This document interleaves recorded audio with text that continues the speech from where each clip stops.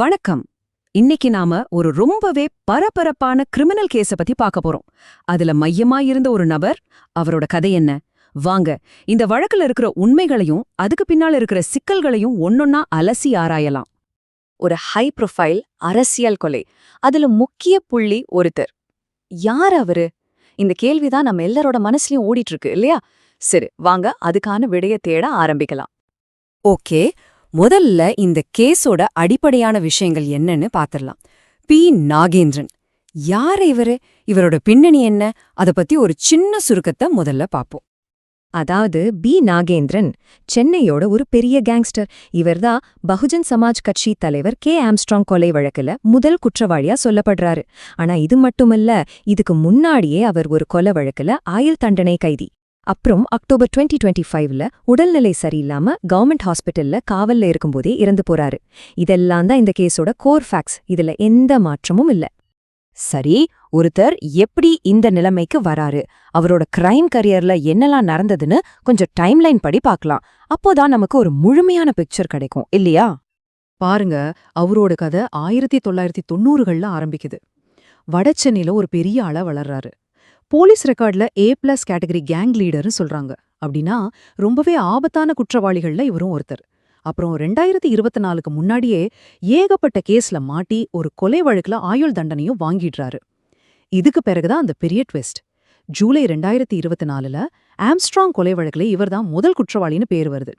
இது தமிழ்நாட்டு அரசியல ஒரு பெரிய பூகம்பத்தையே ஏற்படுத்துச்சு. கடைசியா 2025ல உடல்நிலை ரொம்ப மோசமாகி ஹாஸ்பிட்டல்லே அவரோட கதை முடிவுக்கு வருது. இந்த டைம் லைன் பார்க்க ரொம்ப நேரடியா தெளிவா இருக்கிற மாதிரி தெரியலாம். ஆனா இதுல தான் நிறைய குழப்பங்கள் ஒளிஞ்சிருக்கு. ஒரே விஷயம், ஆனா ஒவ்வொரு ரிப்போர்ட்டும் ஒவ்வொரு மாதிரி சொல்லுது. என்ன அந்த முரண்பாடுகள்? வாங்க பார்க்கலாம்.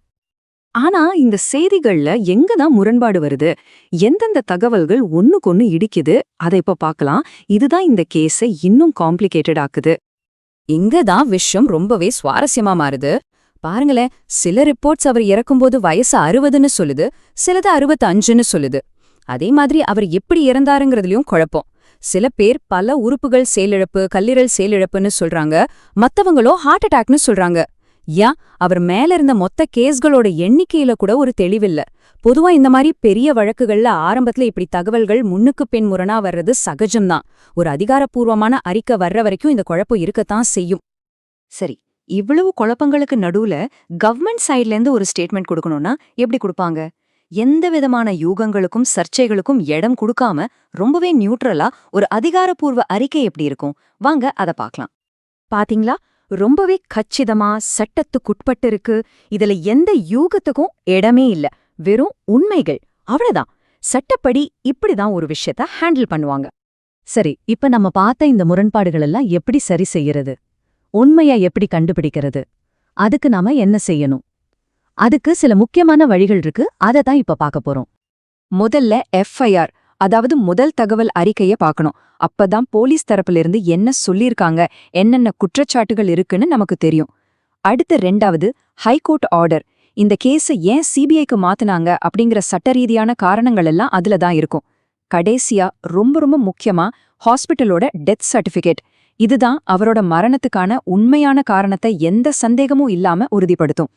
இந்த 3 டாக்குமெண்ட்ஸும் கிடைச்சா நமக்கு இந்த கேஸ பத்தின ஒரு கிளியர் பிக்சர் கிடைச்சிடும். இப்போ ஒரு முக்கியமான கேள்வி எழும்புது. முதல் குற்றவாளியே இறந்துட்ட நிலையில இந்த வழக்கின் முழு உண்மையும் எப்பவாவது வெளிவருமா இல்லையா? இது ஒரு $1 மில்லியன் கேள்வி. நாகேந்திரனோட மரணம் இந்த கொலை வழக்கின் விசாரணையை எப்படி பாதிக்கும்னு நீங்க நினைக்கிறீங்க? இந்த கேள்வியோட இன்னைக்கு இந்த அலசலை நாம முடிச்சுக்கலாம்.